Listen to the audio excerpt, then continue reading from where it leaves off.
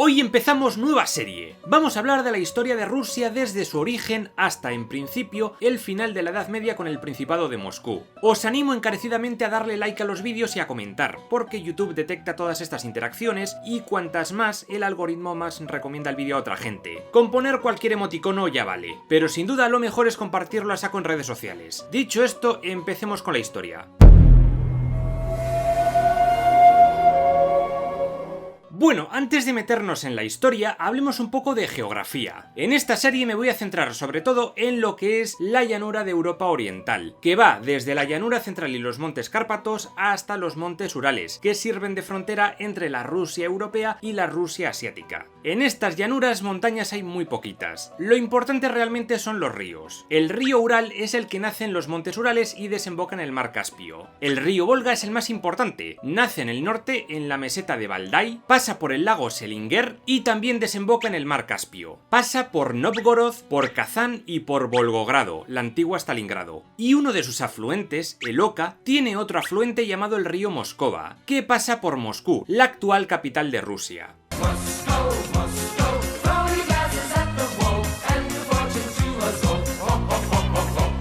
Al oeste estaría el río Don, que desemboca en el mar de Azov, junto a la península de Crimea, la cual está actualmente en disputa entre Ucrania y Rusia. El río Dnieper también va a ser importante, pues corta por la mitad a Ucrania y pasa por la capital de este país, Kiev. No confundir con el río Dniester, que está un poquito más al oeste y desemboca cerca de la ciudad de Odessa. Los dos desembocan en el Mar Negro. En Polonia destaca el río Vístula, que atraviesa enterito el país, y en el norte ruso estarían los tres grandes lagos, el Onega, el Ládoga y el lago Peipus. Si habéis visto los vídeos de las cruzadas, ya conoceréis la épica batalla que se libró sobre sus congeladas aguas. Este norte era más frío y pantanoso, y era más complicado cultivar ahí. Nada que ver con el sur, bastante verde y fértil. De hecho, a Ucrania se la ha llamado durante mucho tiempo el granero de Europa. En este territorio irían prosperando diferentes reinos eslavos. Para empezar con la historia de Rusia tenemos que remontarnos a hace 2 millones de años, cuando los primeros homínidos empezaron a habitar el continente. Parece que los primeros Homo erectus habitaron en la zona del Cáucaso y luego se expandieron por toda Asia. De hace 110.000 años son los restos hallados en la cueva de Denisova, situada en las montañas de Altai, en Siberia, y corresponderían a una especie humana diferente al Homo sapiens, conocida como el hombre de Denisova. También por la zona se han encontrado restos de neandertales y algún que otro híbrido, pero eso es otra historia. Finalmente, hace unos 45.000 años, los primeros Homo sapiens se asentaron por la zona tanto de la parte europea de Rusia como de la asiática. El resto más antiguo sería el del hombre de Ustisim, hallado en la región de Omsk. Durante miles de años por aquí se formaron pequeñas culturas prehistóricas de las que apenas tenemos información. Una importante sería la cultura Yamna, ubicada en lo que hoy es Ucrania, y parece que sus gentes eran hablantes de una lengua conocida como proto-indoeuropeo, germen de gran parte de las lenguas habladas desde Europa hasta la India, incluyendo, como no, el eslavo. Según la hipótesis de los kurganes, los indoeuropeos que no migraron empezaron a hablar la lengua baltoeslava, y aquí se dividieron en las lenguas bálticas por un lado y las lenguas eslavas por otro. De aquí surgen el polaco, el checo, el eslovaco, el serbio, el croata, el bosnio, el bielorruso, el ruso, el ucraniano e incluso el búlgaro y el macedonio. La primera gran cultura de las estepas rusas de la que tenemos algo de información es la de los escitas, tribus de pastores nómadas de origen iranio que tuvieron contacto con diversas culturas de Oriente Próximo y también con los griegos. Si queréis saber más de esta cultura, echad un ojo a los vídeos de Asia Central. Lo que es importante ahora es conocer el origen de los pueblos eslavos. ¿De dónde salió esta gente? ¿Cuál fue su origen? Realmente no se sabe bien. Una teoría dice que los primeros eslavos surgieron de dos culturas del siglo III a.C. Estas fueron la cultura Pseborsk, en lo que hoy es Polonia, y la cultura Tsarubinsy, entre Bielorrusia y el norte de Ucrania, región conocida como Polesia. Esta última evolucionó en la cultura de Cherniahov, a orillas del Mar Negro, entre Rumanía y Ucrania. Lo poco que sabemos de ellas es que sus gentes construían castros, se dedicaron a la agricultura y a la ganadería y creaban cerámica, armas y joyas con mucha influencia influencia de culturas como la escita o la sármata. A su lado, en la zona de Polonia, concretamente alrededor del río Vístula, destacaba la cultura Bielbark, que antes se pensaba que eran eslavos, pero ahora dicen que eran de etnia y cultura germánicas. Luego hay otras teorías que dicen que los protoeslavos fueron la cultura de Milogrado, y otras que fueron la cultura de los chernoles, ambas en el norte de Ucrania. A veces nos aclaramos. Desde luego, la primera cultura eslava identificable es la cultura de Kiev, vecina de los Cherniajov. Poco se sabe de ellos, pero parece que construían chabolas semisubterráneas con una chimenea en una esquina. Este tipo de vivienda sería la típica de los primeros eslavos, y se la suele denominar poluzemlianki. ¿Cómo has dicho? Estas primeras sociedades eslavas estaban organizadas en jefaturas locales. De la religión eslava primitiva no se sabe mucho, parece que eran animistas, y sus rituales estaban inspirados en la naturaleza. Estos rituales eran dirigidos por una especie de magos llamados Volhvi. Desarrollaron cultos alrededor de árboles, manantiales o piedras. También creían en espíritus del hogar y en espíritus del bosque, algunos buenos y otros malvados. Finalmente parece que tenían santuarios o altares donde realizaban sacrificios de animales. ¡Ya hemos matado al perro! En el siglo V después de Cristo llegaron los hunos y arrasaron con todo. Su líder Atila tuvo movida con el Imperio Romano una temporada, pero fue derrotado en el año 451, y los hunos se fueron a tomar por saco, y los que quedaron vivos se entremezclaron con estas poblaciones eslavas y de otras etnias. Estos eslavos se expandieron por un montón de sitios de Europa del Este, y aquí surgieron dos grandes culturas, la cultura Kolochin en el norte y la cultura Penkovka en el sur. En el año 476, el Imperio Romano de Occidente cayó debido a las invasiones de los pueblos germánicos, quienes eran vecinos de estos eslavos. Aquí comenzaríamos con la Edad Media.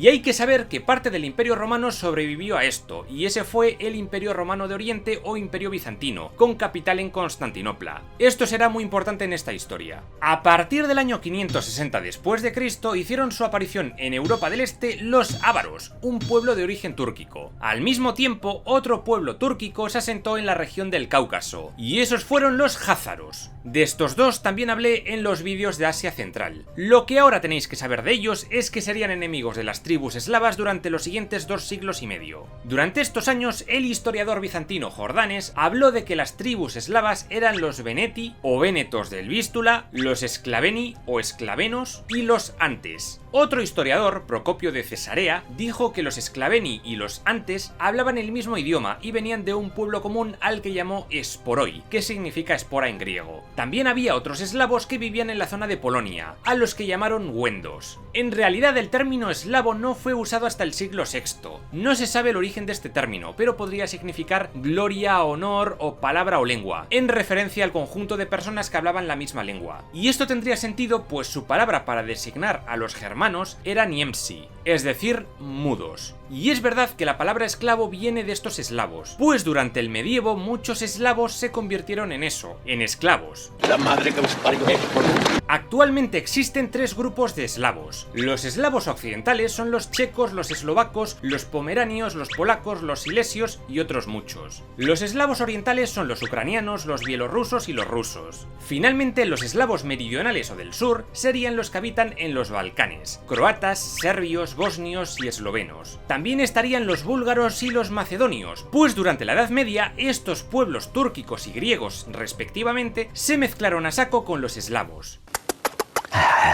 Entre los años 631 y 658, un mercader franco de nombre Samo logró que varias tribus eslavas occidentales se unieran y creó el Imperio de Samo, o Reino de Samo, siendo este Samo proclamado rey. ¿Por qué pasó esto? Dicen que lo que hacía era venderles armas y les enseñó a defenderse contra los ávaros. Para muchos, este fue el primer estado eslavo de la historia, y estuvo ubicado por las regiones de Moravia y Nitravia, lo que hoy es Chequia y Eslovaquia respectivamente. Fue un reino breve que fue conquistado pronto por los ávaros, por lo que parece que Samo no les entrenó muy bien. Justo después surgió aquí el Ducado Eslavo de Carantania, y sus gentes serían los ancestros de los actuales eslovenos. Los bávaros cristianos les prometieron ayuda contra los ávaros si se cristianizaban, y eso pasó, y este ducado pasaría más tarde a formar parte del Sacro Imperio. Al mismo tiempo también, el líder búlgaro Asparuk migraba con su gente hasta los Balcanes, donde formó el primer imperio búlgaro, en el año 681, un estado que se haría muy poderoso poderoso. Pasaron los años y hacia el 814 el emperador franco Carlomagno logró derrotar a los ávaros. Carlomagno se extendió entonces por el territorio eslavo y su política empezó a influir a checos, eslovacos y moravos. Así, estas tribus en el año 833, a orillas del río Morava, crearon la Gran Moravia. Este nuevo reino fue creado por Moimir I,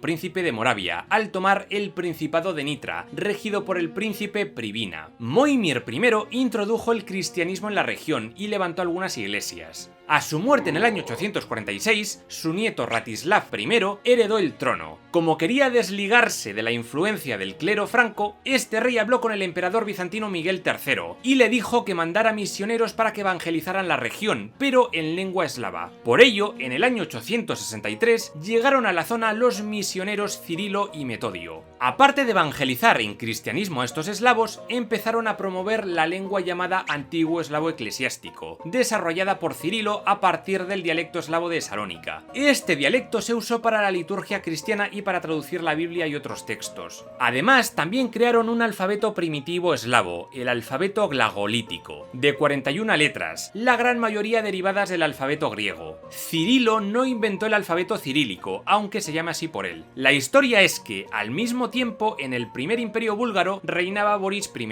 Fue este quien ordenó crear un alfabeto para poder escribir en su lengua. Este alfabeto no se acabó hasta el reinado de su hijo, Simeón I.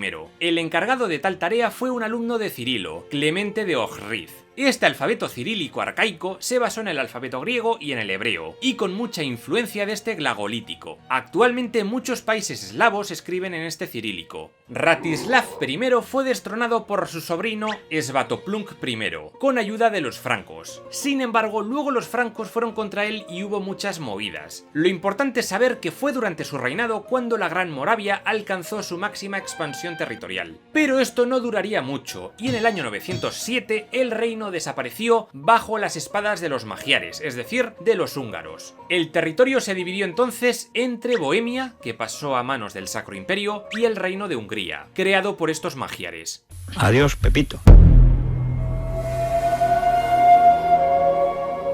Ahora tenemos que hablar de los vikingos, y diréis, ¿pero qué relación tienen los eslavos con los vikingos? Pues muchísima. Ya vimos en otros vídeos que los vikingos se dedicaron a comienzos de la Edad Media a asolar diferentes zonas costeras de Europa occidental. Pues bien, algunos vikingos suecos empezaron a explorar el este y el sur. A estos vikingos se les empezó a llamar varegos. El caso es que estos varegos descubrieron que el comercio era un negocio mucho más lucrativo que llegar a saco a pueblos costeros, destrozarlos y saquearlos. Y durante estos años empezaron a usar el río Volga o el río Dnieper como autopistas norte-sur para comerciar con el Imperio Bizantino. Y lógicamente también tuvieron amistad con muchos pueblos a lo largo de este río, muchos de ellos eslavos. Un jefe varego importante fue Riurik o Rurik. Según la crónica de Néstor o primera crónica eslava, escrita por el siglo XII y que tiene mucho de leyenda, todo se ha dicho, este Rurik llegó a una región entre el lago Ládoga y el lago Ilmen, habitado por eslavos bálticos y fineses. Intentó que estos le pagaran tributo, pero no aceptaron.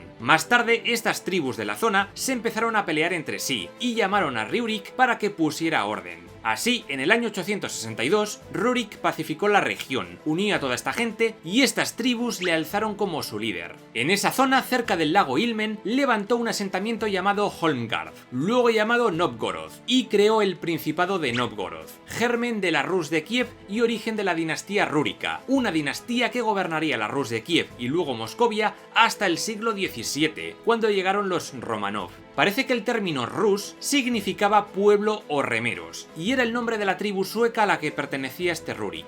Novgorod empezó a recibir a muchos colonos nórdicos y comenzó a crecer bastante, y eso, unido a las rutas comerciales por los ríos, hizo prosperar mucho a este asentamiento. Los principales productos que intercambiaban eran madera, pieles de animales, cera y miel de abeja. Rurik conservó el poder del pequeño principado hasta el año 879, cuando la palmó. Oleg de Novgorod, su cuñado familiar, no se sabe bien, se convirtió en el nuevo líder del principado, aunque como regente, pues el hijo de Rurik, Igor, esperaba heredar el trono en el futuro.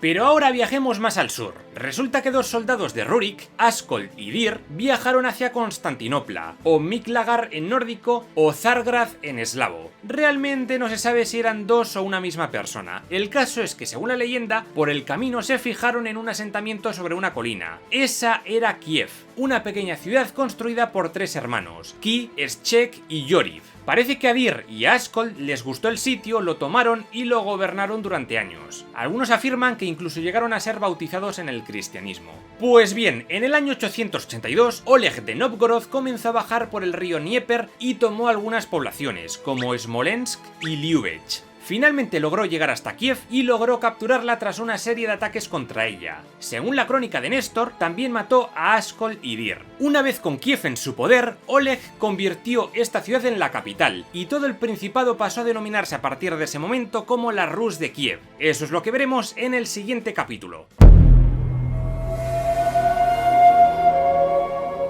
En el capítulo anterior vimos cómo en el año 882 Oleg de Novgorod conquistó Kiev y creó la Rus de Kiev, un extenso estado que iba desde Novgorod en el norte hasta lo que hoy es Ucrania. Un hecho famoso de Oleg fue la incursión que realizó a Constantinopla en el año 907. El tipo creó una flotilla, bajó por el río Dnieper hasta el Mar Negro y llegó a la capital bizantina. Pero claro, sus barquitos eran una birria para atacar aquellas enormes murallas. El mito cuenta que lo que Oleg hizo fue poner ruedas a los barcos y se aproximó a las puertas de la ciudad por tierra, acojonando al personal. Esto impresionó tanto al emperador bizantino que salió a recibirle con regalos y una copa de vino. Sin embargo, Oleg había tenido un sueño sobre copas envenenadas, por lo que no bebió, pero otros de sus soldados sí y murieron. Por eso le apodaron el vidente o el profeta. Al final, los bizantinos pactaron con los varegos y estos obtuvieron un trato comercial bastante favorable. Además, Oleg clavó uno de sus escudos en lo alto de una de las puertas de la capital bizantina, para que se acordaran de ellos. Hablando de profetas, en la sociedad eslava antigua eran comunes los sacerdotes paganos eslavos, los Volkhs. Estos le dijeron a Oleg que su caballo le mataría, así que el príncipe ordenó que mataran al caballo. Años después, en el 912, pidió ver los restos del animal. Tocó con el pie su calavera y de ahí salió una serpiente que le mordió y lo mató. Y así se cumplió la profecía.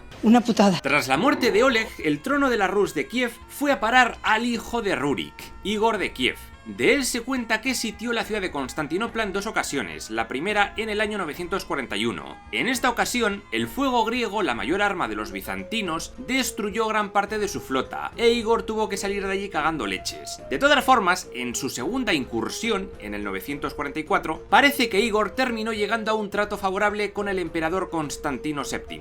En el año 945, Igor fue a exigir tributos a los Drevlianos, un pueblo eslavo que vivía cerca de Kiev y que había dejado de darles dineros. Por ello, el príncipe de la Rus viajó con su ejército hasta Iskorosten, capital de los Drevlianos, y les hizo pagar tributos. Sin embargo, cuando se iba, decidió volver con unos pocos soldados a cobrarles más, y que eso sirviese como lección para otras tribus que no querían pagar. Entonces se cuenta que los Drevlianos le agarraron, le ataron los pies a unos abedules doblados, y cuando se enderezaron, partieron por la mitad al príncipe. Esto es el Bronx. Su viuda, Olga de Kiev, cuando se enteró, gritó al cielo ¡Pachimu!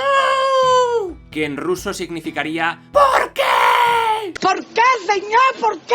Sus ojos se llenaron de ira y vengó la muerte de su marido haciendo una sangría con estos drevlianos eslavos. Empezó matando a los embajadores que llegaron a Kiev y luego fue a asediar Iskorosten. La leyenda cuenta que Olga no podía tomar la ciudad, así que elaboró un plan para destruirla. Pidió a los drevlianos 3 palomas y 3 gorriones de cada casa, y si le daban eso se retiraría. Los drevlianos pagaron diciendo «Joder, solo quiere eso, de puta madre». Pues la muchacha lo que hizo fue atar trozos de azufre a cada pájaro y hacerlos arder, y los soltó para que volvieran a sus casas. Así Olga logró que la ciudad de Iskorosten ardiera hasta que solo quedaron cenizas. Chulita, chulita, mi rajita. Mientras su hijo Sviatoslav crecía, Olga reinó los siguientes 17 años pero como regente. Ambos residieron en el castillo de Visgorod, y desde allí se dedicó a reformar el sistema de impuestos y otras cosas. Por ejemplo, creó la red de Pogosti. Los Pogosti eran centros comerciales repartidos por todo el territorio. territorio, que servían como lugar de recolección de tributos. Esto ayudó a la centralización de su poder y puso un poco los cimientos de la unificación étnica y cultural de lo que en el futuro serían los rusos. Ahora hablemos un poco de cómo se organizaba la sociedad.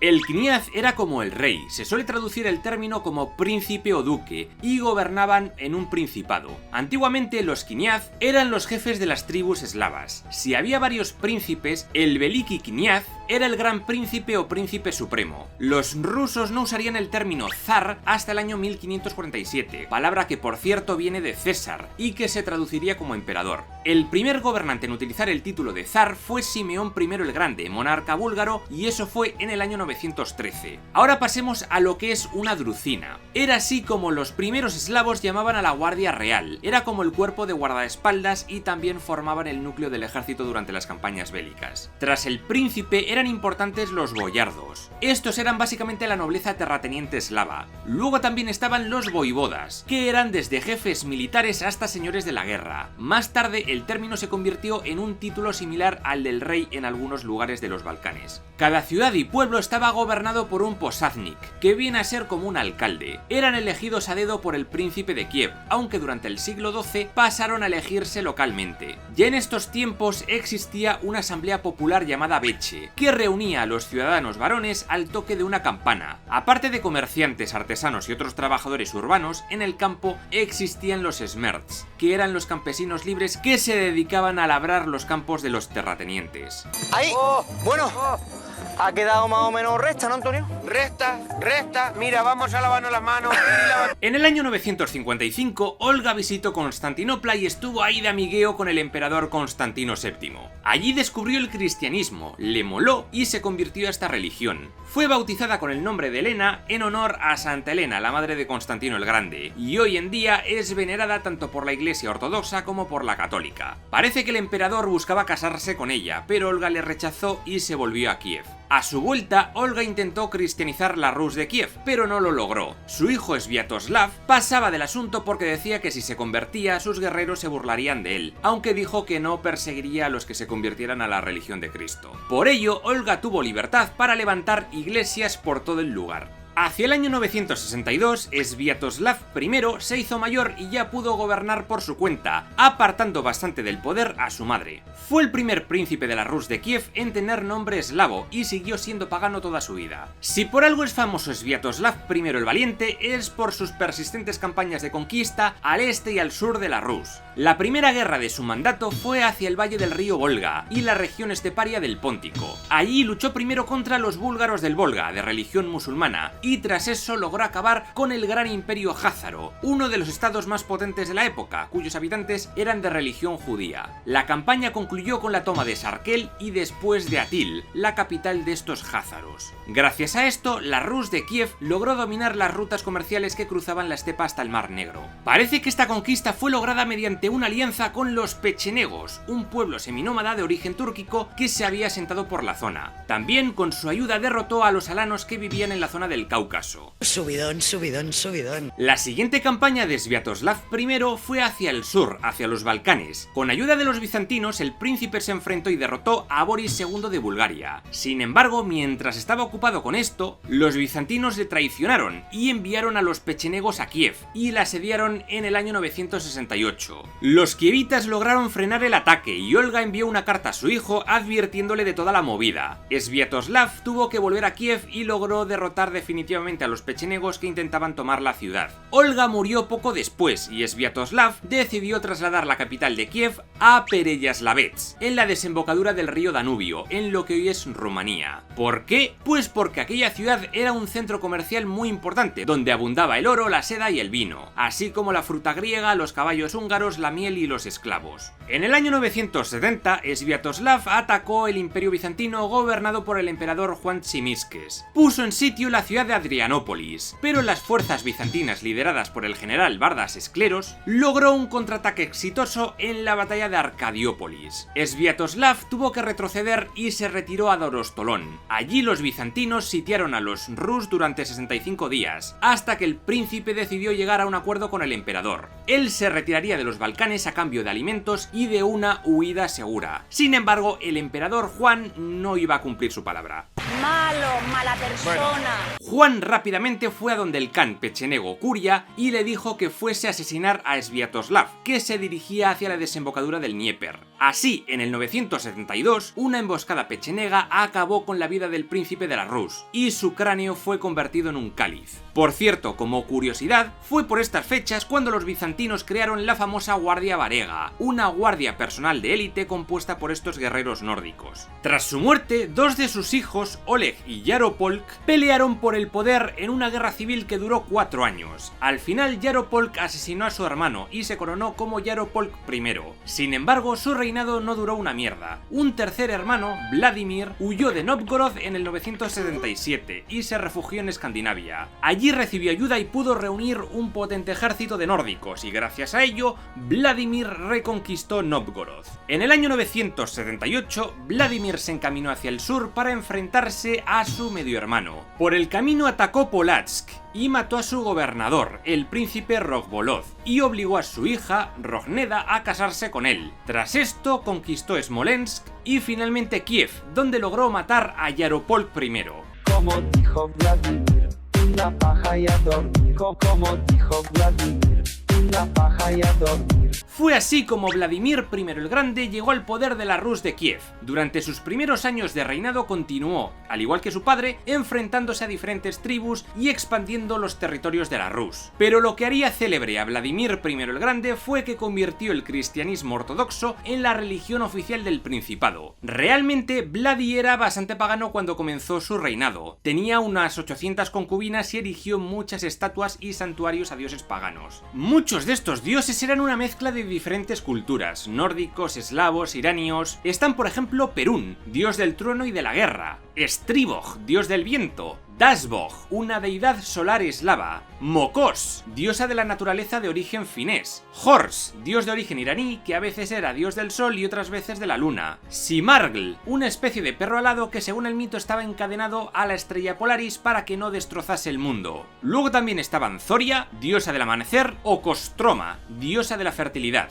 Finalmente destacaría a Veles, dios de la magia y el ganado vacuno, entre otras muchas cosas, que era el rival de Perún. Luego estarían Belobog y Chernobog, o Chernabog, que representarían respectivamente a un dios blanco y bueno y a un ser maligno, negro y oscuro, una especie de demonio. De todas formas, su popularidad viene de tiempos recientes y parece que estos dioses muy antiguos no eran. Si os interesan este tipo de dioses más del folclore europeo medieval, echadle un ojo a este otro vídeo que hice. En esos años hubo problemas sociales por tanta cantidad de dioses, cada tribu tenía su grupo particular de dioses y había rivalidades, y un día una turba pagana asesinó a 2 cristianos y aquí comenzó un breve periodo de persecución. Vladimir buscaba poner orden en el reino y pensó que una fe común ayudaría. Por ello se reunió con sus boyardos en el año 987 y envió emisarios a estudiar las religiones de sus vecinos, el Islam, el judaísmo, el cristianismo católico y el ortodoxo. El Islam lo descartaron a la primera porque dijeron que sus gentes parecían muy tristes y encima eso de no comer carne de cerdo, y encima no poder beber alcohol era inaceptable en la Rus.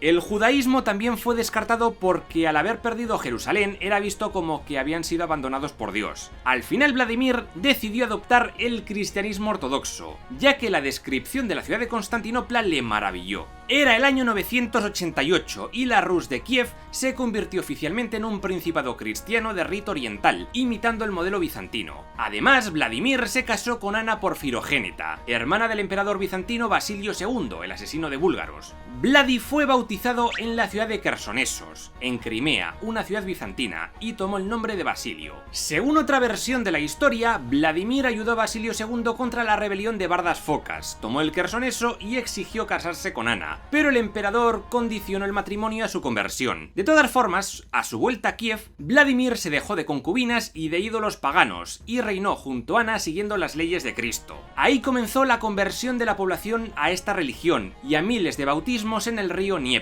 Vladi levantó muchas iglesias, siendo la primera de todas la iglesia de los diezmos, llamada así porque para su construcción se destinó una 10ª parte de los ingresos estatales. Su nombre original era la iglesia de la Dormición de la Virgen. Fue la mayor mayor construcción vista hasta entonces en Europa del Este. Se cuenta que Vladi vivió siguiendo la doctrina católica y solía repartir comida y bebida entre los menos afortunados. Estableció escuelas y creó tribunales eclesiásticos para que se siguieran los 10 mandamientos y otras leyes de Dios. Tras todo esto, Vladimir I formó un gran consejo con sus boyardos y puso a sus 12 hijos a controlar diferentes principados súbditos del territorio. Actuaban más o menos como gobernadores provinciales. También en el año 991 fundó la ciudad de Belgorod-Kievski, muy cerquita de Kiev, donde se construyó un castillo. El lugar se convertiría en su residencia favorita. Tras esto se peleó un poco con los pechenegos, pero en general reinó bastantes años en paz. Pero todo cambió en el año 1014, cuando uno de sus hijos, Yaroslav el Sabio, quien gobernaba en Novgorod, dejó de pagar tributo. Vladi se enfadó muchísimo y fue a por él con un gran ejército, pero el pobre estaba ya muy viejito y murió por el camino. Fue entonces cuando Sviatopolk, primero el maldito, tomó el control de Kiev.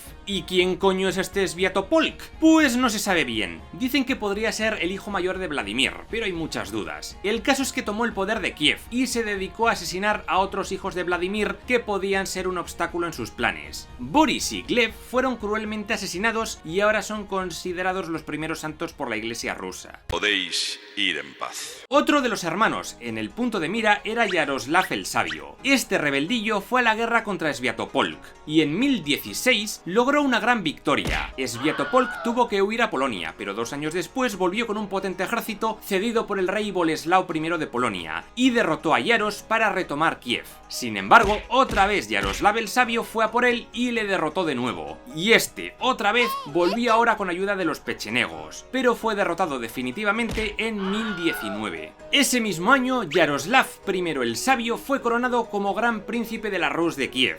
Antes se le conocía como el Cojo porque parecía que estaba lisiado. Su reinado es considerado la edad de oro de la Rus, pues floreció la cultura y fue mecenas de artistas y literatos. Durante su reinado, la ciudad de Kiev creció un montonazo y rodeó todo de murallas enormes y fortalezas. Lo más llamativo de estas ciudades es que gran parte de estas murallas y los pavimentos estaban hechos de madera. Destaca la Puerta Dorada de Kiev, una de las 3 puertas principales de la ciudad, que buscaba igualarse a las puertas de la muralla de Constantinopla. Como los novgorodianos le habían sido leales en la guerra civil, Yaros decidió otorgarles muchas libertades y privilegios. Bajo el reinado de este príncipe comenzó la codificación de las costumbres y leyes de los eslavos, la justicia de Yaroslav, que 3 siglos después serviría para la creación de la Ruskaya Pravda, el primer código de leyes ruso. Yaroslav tuvo movida con uno de sus hermanos en el año 1024. Resulta que este hermano, Mstislav, quería más poder y decidió rebelarse. Yaros sufrió una derrota tremenda y ambos contendientes decidieron dividir la Rus de Kiev. Así nació el Principado Independiente de Chernigov, que estaría regido durante la siguiente década por este Mstislav I.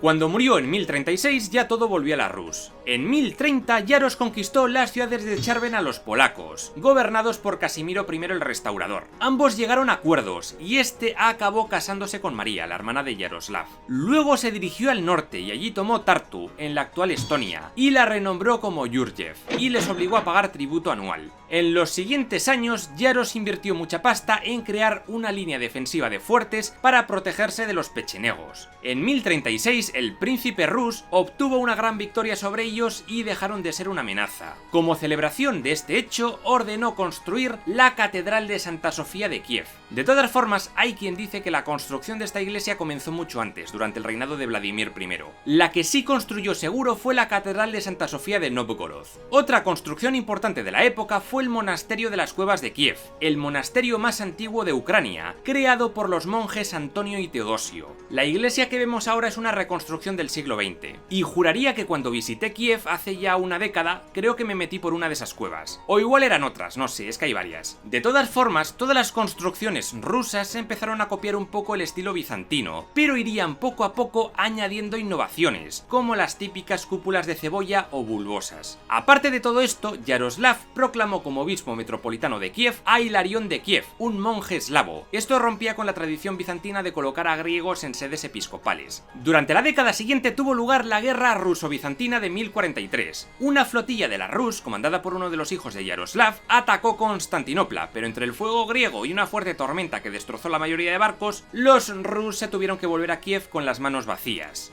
Yaroslav el Sabio se había casado con la hija del rey de Suecia, Ingegerd Olofsdotter, y con ella tuvo 6 hijos y 4 hijas. Estas hijas, por cierto, se casaron con poderosos reyes como los de Polonia, Francia, Hungría y Noruega. Una de ellas, Elisabetta, acabó casada con Harald Harrada, futuro rey noruego, que visitó Novgorod durante estos años y saqueó las tierras de los sarracenos para ganarse el favor de Yaroslav. En 1054 el gran príncipe murió, y tras esto llegaría la parte follón de la historia de la Rus de Kiev, pero eso lo dejo para el siguiente capítulo.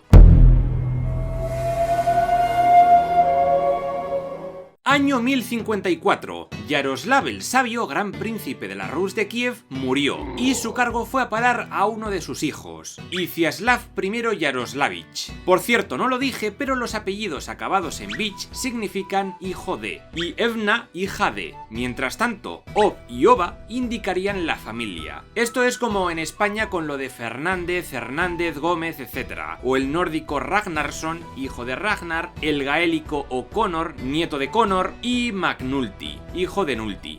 Motherfucker. Por cierto, en 1054 también ocurrió el Cisma de Oriente, donde se rompió la unidad religiosa cristiana entre católicos y ortodoxos. La Rus siguió el rito ortodoxo, liderado por el patriarca de Constantinopla, mientras que los otros estados como Polonia se hicieron católicos, seguidores del rito romano y con el Papa de Roma como líder. Bueno, el caso es que durante el reinado de este Iziaslav I, la posición del gran príncipe de Kiev se fue debilitando debido al creciente poder de los clanes regionales. Estas regiones o principados estaban gobernadas por príncipes súbditos a Kiev. Toda esta movida hizo que se estableciera un sistema de sucesión un poco raro, el llamado sistema de rotación. Es decir, que cuando moría el gran príncipe, el poder iría a parar al miembro de la dinastía con más edad, como por ejemplo un hermano o el hijo mayor, que normalmente ocupaba el cargo de príncipe de Novgorod. Y luego también el poder de los diferentes principados rotaba entre hermanos, primos y sobrinos en orden de importancia. Es un caos, esto es tremendo. Yo no soy nadie para dar lecciones de política, pero esto ya desde la teoría olía fatal. Y lo cierto es que este sistema fue lo puto peor y provocó odio y rivalidad malsana entre todos los miembros de la familia rúrica. De hecho, este periodo fue un caos tremendo, como podemos observar en el cronograma que hice para el vídeo. Como ya he dicho, aparte del Principado de Kiev, donde vivía el gran príncipe, el segundo principado de importancia fue Novgorod.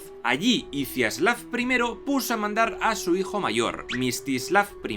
Entre Polonia y Ucrania existió el Principado de Volinia y de Halich, también llamado de Galicia en su forma latinizada. Y diréis, ¿tiene este nombre algo que ver con la Galicia de España o es casualidad? Pues es un tema complejo, pero se cree que ambos nombres son debido a las migraciones de los antiguos celtas durante la época de la República Romana. Muchos usaban la raíz gal para topónimos y esas cosas. También llegaron a la actual Turquía y por eso la región central se llama Galacia, que deriva de todo esto. Pero claro, siendo el nombre original Halich, quizás no tenga nada que ver. En fin, que no se sabe. En estos territorios gobernaba el príncipe Rostislav, y su tarea era muy importante. Básicamente tenía que proteger la frontera occidental de la Rus, y no era una tarea fácil. De todas formas, se llevó bastante bien con los húngaros, y se casó con la hija del rey Bela I, Ana Lanke. Pero Rostislav tenía más ambición que gobernar aquella tierra fronteriza, y en 1064 conquistó el pequeño principado de Temutarakán, situado en el estrecho de Kerch, entre el mar de Azov y el mar Negro. Este territorio pertenecía a la casa de Chernigov y era muy codiciado por su posición estratégica en las rutas comerciales. Y allí reinó 2 años hasta que fue envenenado y murió. La mayor lucha de poder tuvo lugar en el Principado de Polotsk o Polotsk, que podríamos decir que ocupaba más o menos lo que hoy es Bielorrusia. El príncipe Veseslav el Hechicero, que reinó durante casi 60 años, buscaba ser coronado gran príncipe. Por ello ocupó Novgorod y echó de allí al al príncipe Mstislav, quien huyó corriendo a Kiev con su padre Isislav I. Luego el hechicero fue encarcelado, pero por cosas de la vida acabó siendo coronado gran príncipe entre 1068 y 1069. No duró mucho en el cargo, pero siguió gobernando en Polotsk hasta 1101. A él le debemos la Catedral de Santa Sofía de Polotsk, uno de los monumentos que más ha durado en Bielorrusia. En el año 1068 ocurrió la batalla del río Alta. El gran príncipe de Kiev, Isislav I, Sviatoslav II de Chernigov y Vsevolod de Pereyaslav se unieron para combatir a un enemigo común de las estepas del este, los cumanos, también conocidos como turcos kipchaks. Esta batalla fue una derrota total para los rusos, y una de las consecuencias fue que la Asamblea Popular de Kiev se levantó contra Isislav I. La razón fue que la gente protestaba porque no les daban armas para su defensa, y depusieron al príncipe de forma temporal. Pusieron en su lugar a Vseslav el hechicero, quien estaba encarcelado por su rebelión. De todas formas, al año siguiente, Isislav I recuperó el trono por la fuerza con el apoyo de los polacos. Por otra parte, Sviatoslav II de Chernigov sí que consiguió una gran victoria contra los cumanos en 1068, y estos dejaron de ser una molestia durante bastante tiempo. Toma, tomate. De todas formas, los problemas gordos los tenían en casa, ya que la Rus estaba en guerra constante entre los diferentes principados. En este contexto, Vladimir II Monómaco, príncipe de Chernigov y nieto de Yaroslav el Sabio, creó en el año 1097 un gran consejo de príncipes de la Rus, y su primera reunión tuvo lugar en la ciudad de Liubech, para intentar poner algo de paz. Para conseguirlo, era evidente que el sistema de rotación tenía que irse a tomar por el culo. Monómaco lo sustituyó por un sistema de sucesión hereditaria. Lo típico, el mayor hereda el trono y fin. Con esto se logró algo de paz de forma temporal, tampoco os creáis que mucha. Todos los días pim pam con cariño. Años más tarde, en 1113, este Monómaco logró ser coronado gran príncipe de Kiev. De él es Instrucción, una de las primeras obras de la literatura eslava. Trataba del deber de un príncipe y los principios morales que debían regir en su cargo. Iba dirigido especialmente a sus hijos, y él se ponía de ejemplo. Un poco flipao, pero desde luego Monómaco tuvo fama de ser un buen administrador. Hay una leyenda que cuenta que el emperador bizantino Constantino IX le regaló un gorro conocido como la corona de Monómaco. Se trata de un gorro de oro símbolo de la aristocracia rusa, muy importante como insignia para los futuros zares de Rusia. Vladimir II Monómaco fundó una ciudad importante llamada Vladimir, en honor a él, por supuesto, ya dijimos que era un flipao, y sería la capital de un futuro principado llamado Vladimir Suzdal, creado en 1157. Un principado donde estaría una ciudad importante en el futuro,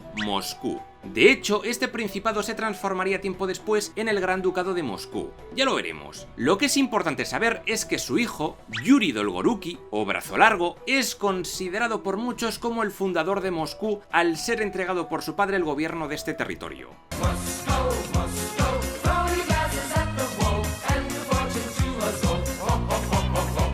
Ahora pasemos a Sviatopolk II. Tras haber gobernado en Polotsk y en Novgorod, entre 1093 y 1113 fue nombrado gran príncipe. Este tipo era primo del Monómaco y con él tuvo una gran rivalidad toda su vida. Este príncipe ordenó la construcción del monasterio de las cúpulas doradas de San Miguel, en Kiev. El edificio original fue demolido por los soviéticos en los años 30, pero fue reconstruido en 1999. Parece que fue durante su gobierno, en el monasterio de las Cuevas de Kiev, donde un monje llamado Néstor escribió la Crónica de Néstor, que recopilaba la historia de los primeros reyes de la Rus. Mientras tanto, el hijo mayor de Monómaco, el poderoso Mstislav II el Grande, gobernaba en Novgorod, algo normal en aquellos destinados a suceder al gran príncipe. Allí construyó varias iglesias que siguen en pie hoy día, la Catedral de San Nicolás y la Catedral del Claustro de San Antonio. En 1125, tras la muerte de su padre, heredó por fin Kiev, y también construyó allí cosas, como el sepulcro de su familia en Berestovo, o la iglesia de Nuestra Señora de Podil, un barrio de Kiev.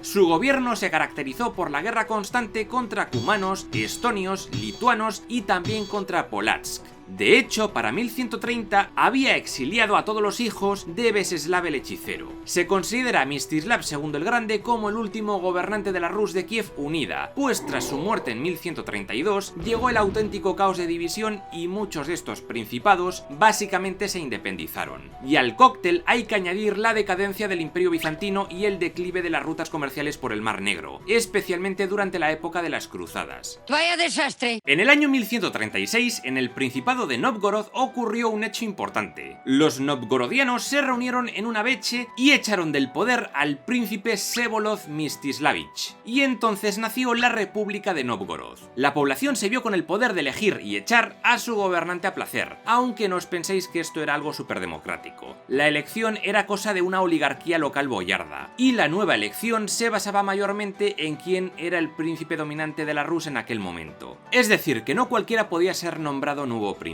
De todas formas, sí que la población podía elegir funcionarios públicos entre los boyardos de la ciudad, como el posádnik, que viene a ser el alcalde o burgomaestre, y que presidía la veche. También elegían a los tisiatski. Estos eran originalmente el jefe de la milicia de la ciudad, pero pasaron a ser funcionarios judiciales y comerciales. Incluso también se dice que se elegían a obispos y arzobispos. De hecho, Nóvgorod tuvo tanta independencia que tuvo un arzobispo propio. Ilya de Nóvgorod fue el primero. Amén.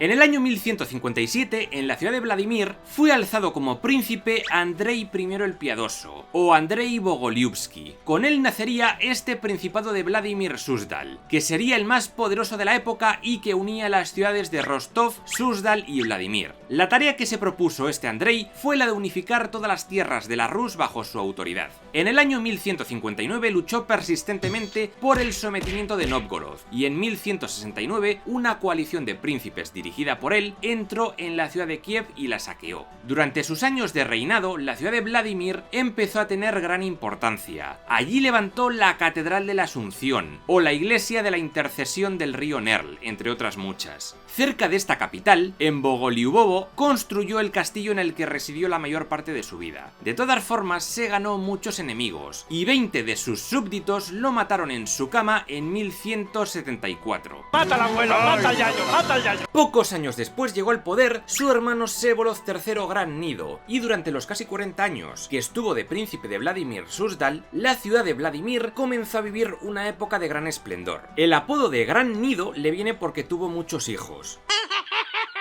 Ahora hay que hablar de Román I, un tipo importante, descendiente de Monómaco. Este Román I el Grande fue príncipe de Nóvgorod entre 1168 y 1170, y luego estuvo las siguientes 3 décadas gobernando Volinia. En 1189 arrasó las tierras de Galitzia y ocupó el trono del lugar. Unió Volinia y Galitzia en un solo principado y se convirtió en el amo de toda la Rusia occidental. Más tarde, en 1202, Román I logró tomar Kiev y fue coronado gran príncipe de la Rus. En el año 1204 tuvo lugar la Cuarta Cruzada, que acabó con los cruzados conquistando la ciudad de Constantinopla. Con esto ya la ruta comercial del río Dnieper quedó relativamente abandonada, con el consecuente bajón económico para la Rus. Y hablando de cruzadas, también son importantes las cruzadas bálticas. Allí en el Báltico, en lo que hoy es Estonia, Letonia y Lituania, los hermanos Livonios de la Espada conquistaron esta región y empezaron a amenazar el poderío de Nóvgorod. Esta gente era una orden militar católica creada por el obispo de Riga, y que estaba compuesta por monjes guerreros alemanes que se dedicaron a luchar contra los remanentes paganos del territorio. Otros monjes guerreros alemanes fueron la orden teutónica, que tras volver de Tierra Santa en 1230, se asentó en la zona de Prusia gracias a que un duque polaco que simpatizaba con ellos les cedió unos terrenos allí. Ambas órdenes acabarían uniéndose poco después, instalando su base de operaciones en la ciudad de Riga. Y entonces, por si todo esto no fuera suficiente, hacia 1220 llegaron los mongoles liderados por Gengis Khan. El primer gran choque entre estos dos pueblos tuvo lugar en la batalla del río Kalka, de 1223, que sirvió un poco como tanteo. Los mongoles ganaron a las tropas de Mstislav el Valiente, y vieron que los Rus eran bastante débiles, y que estaban muy desunidos. En resumen, que podrían conquistarles fácilmente. Sin embargo, la muerte de Gengis en 1227 retrasó los planes. Fue Batu Khan, nieto de Gengis y líder de la Horda de Oro, el que comenzó la conquista de la Rus de Kiev. Esta conquista duró de 1237 a 1242. El primer gran ataque ocurrió en 1237 y ese fue el asedio a la ciudad de Riazán, que solo aguantó en pie 6 días, tras lo cual fue completamente destruida por las catapultas construidas por los mongoles. Cualquier atisbo de resistencia acabó en masacre total, y gran parte de la población fue vendida como esclava por los mercados del centro de Asia. Kolomna y Moscú también terminaron sucumbiendo al poder mongol. Yuri II de Vladimir estaba acojonadísimo. Él era el siguiente. El asedio de la ciudad de Vladimir apenas duró 3 días. Yuri II trató de reorganizar un nuevo ejército, pero tras la batalla del río Sit de 1238 fue aniquilado y Yuri II acabó muerto. Solo Pskov y Novgorod, liderada por Alexander Nevsky, que se rindió, se libraron de ser destruidas. Según una antigua leyenda, muchos rusos cristianos se refugiaron en una ciudad conocida como la Gran Kítev y rezaron para salvarse tanto que Dios hundió la ciudad bajo las aguas de un lago. Si os interesan los mitos de ciudades perdidas, su origen y qué hay de realidad y qué no en estas leyendas, publiqué hace poco un libro hablando de un montón de ellas que hay repartidas por todo el mundo. En el comentario fijado tendréis enlaces a él. Tras interminables luchas, la Horda de Oro devastó Crimea. En 1239 saqueó Chernigov y en diciembre de 1240 arrasó la ciudad de Kiev. Daniel de Galitzia trató de resistir, pero nada, cayó bajo el poder mongol. Todos los príncipes se vieron obligados a someterse a estos mongoles. Ahora eran vasallos de la Horda de Oro. La Rus de Kiev dejó de existir.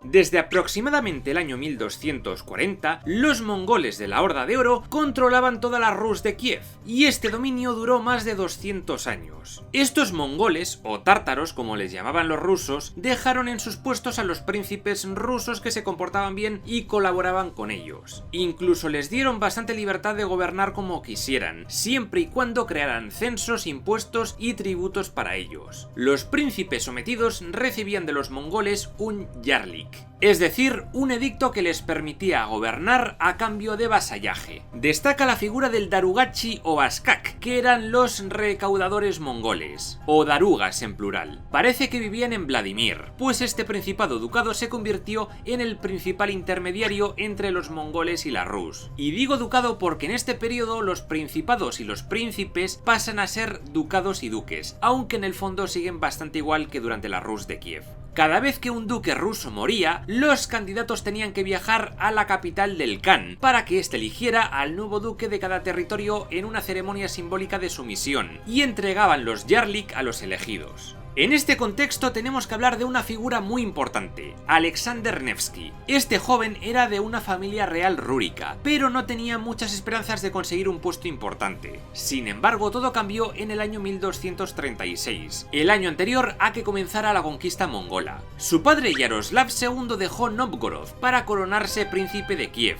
y dejó en su lugar a Nevsky. Se dice que este Nevsky fue convocado por los novgorodianos para ser su nuevo príncipe y defender sus tierras de suecos y alemanes. 2 años después, este Yaroslav II también se convirtió en príncipe de Vladimir, cuando murió su hermano mayor Yuri II contra los mongoles en 1238. Yaroslav prometió llevarse bien con ellos, pagar de forma regular, y la Horda de Oro le permitió quedarse el territorio. Pero volvamos a Novgorod. En la batalla del río Neva de 1240, con apenas 19 añitos, Nevsky logró vencer a un ejército sueco que trataba de invadir Novgorod. Gracias a esta victoria recibió el apodo de Nevsky, por lo del río Neva. Sin embargo, su enemistad con los boyardos le obligó a salir del gobierno y a exiliarse.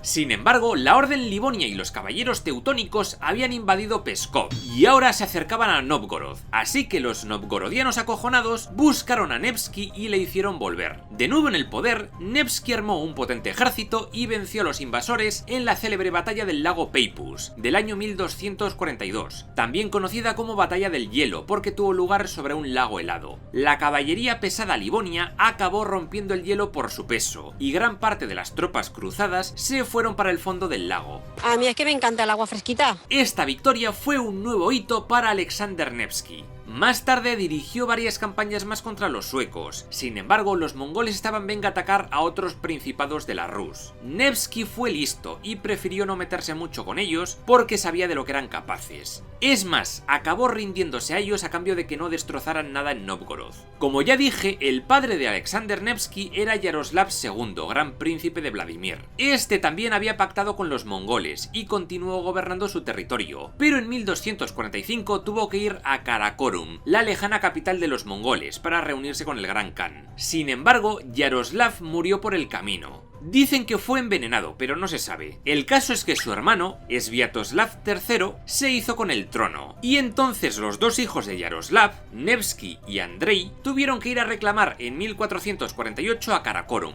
Tras recorrer miles de kilómetros, por fin llegaron. Allí se enteraron de la muerte del gran Khan Gutuk. Ahora gobernaba su esposa como regente, Ogul Kaimis. Ella decidió que el trono de Vladimir fuera para el hermano mayor, Andrei II, mientras que Kiev fue a parar a Nevsky, el hijo menor. De todas formas, en los años siguientes el gran imperio mongol se fragmentó en diferentes estados. El que nos interesa ahora es la Horda de Oro, con capital en Sarai Batú, ubicada en el Bajo Volga, un poco más al sur de donde en el futuro estaría Stalingrado. Ahora los futuros duques ya no tenían que viajar hasta los confines del mundo para recibir el Yarlik, con ir a Sarai Batú bastaba. De todas formas, seguía siendo un viaje largo, y en 1252 Andrei tuvo movida con los mongoles porque se negó a ir hasta esta ciudad para ser confirmado. El Khan reaccionó y lo echó de Vladimir, y Andrei tuvo que huir a Suecia, y su puesto fue para Nevsky. Así, Alexander Nevsky se convirtió en príncipe de Novgorod, Kiev y Vladimir, y su gobierno ayudó a la futura unificación de todo. De todas formas, su gobierno en Novgorod acabó en 1259, cuando le expulsaron por ser demasiado pro-mongol. En 1263, este personaje murió regresando a casa desde Sarai. Adiós.